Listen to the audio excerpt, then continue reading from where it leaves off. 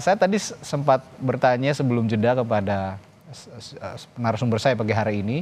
Saya akan terlebih dahulu bertanya ke Mbak Wi, Ibu Siti Zuhro. Mbak Wi, kalau lihat 108 posturnya kan besar ya, gemuk begitu.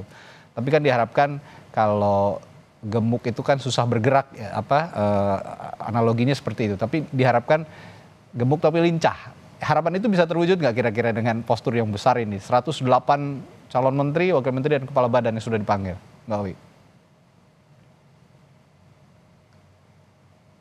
Ya, Mbak Wi, audionya sepertinya belum terbuka. Oke, baik.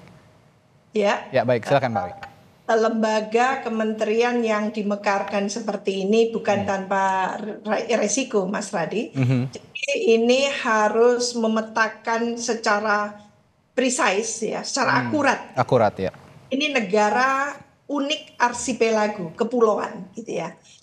Berjajar daerah-daerah dengan karakteristik kekhasannya. Lalu semua urusan diurus oleh pemerintah pusat yang notabene punya masalah rentang kendali. Ini karena penelitian saya daerah perbatasan sejak tahun 2020 sampai kemarin launching buku ya tentang daerah perbatasan. Kita merasakan betapa daerah-daerah yang dikelola langsung gitu ya, program-program pembangunannya oleh kementerian lembaga terkait gitu, maka ketergantungannya itu sangat amat besar. Padahal gitu ya, prospek ke depan untuk Indonesia Emas mau tidak mau, mulai sekarang meskipun agak terlambat, daerah ini harus mandiri. Daerah ini harus mampu mengelola gitu ya semua aset dan apa yang sudah diserahkan urusan yang menjadi kewenangan tadi itu dilakukan secara proper. Lah kalau sekarang kementerian lembaga digemukkan, dibentuk yang baru-baru lagi, badan, institusi apapun yang ada dimekarkan, yang mungkin di merger dan sebagainya, itu bagaimana nanti prakteknya ke bawah kan gitu ya.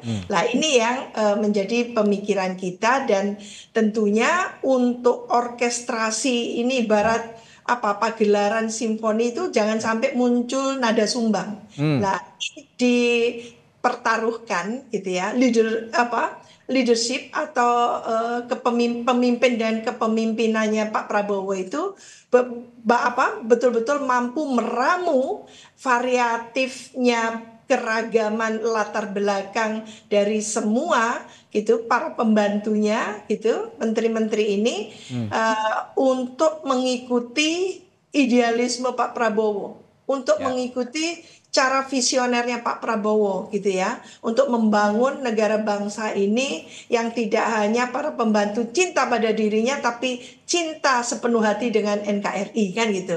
Ini masalahnya Pak Prabowo mau lari agak kencang, memerankan diri Indonesia ini di lingkungan ASEAN, lingkungan Asia Pasifik, lingkungan global internasional. Nah tentu domestiknya ini harus keren dulu kan gitu ya, supaya tampilan kita itu tidak carut marut kan gitu lah.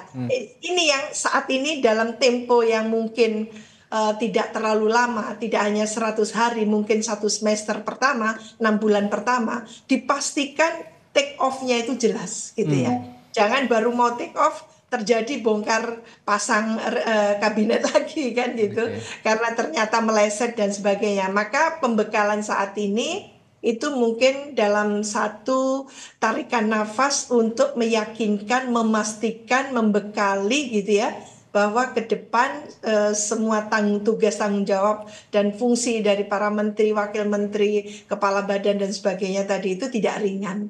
Maka mereka sudah dipastikan jangan coba-coba, uji coba, trial and error, kelihatannya mumpuni tapi ternyata tidak tahu bagaimana memimpin birokrasi. Ini birokrasi, Mas. Jangan dianggap seorang yang berhasil memimpin seperti Gojek gitu ya. Kementerian Pendidikan ini saya harus straightforward aja. Penilaian dari berbagai kalangan nilainya adalah merah, rapot merah untuk Kemendikbud. Itu satu contoh. Nah, ini jangan diulang lagi. Jangan diulang lagi. Oke. Baik.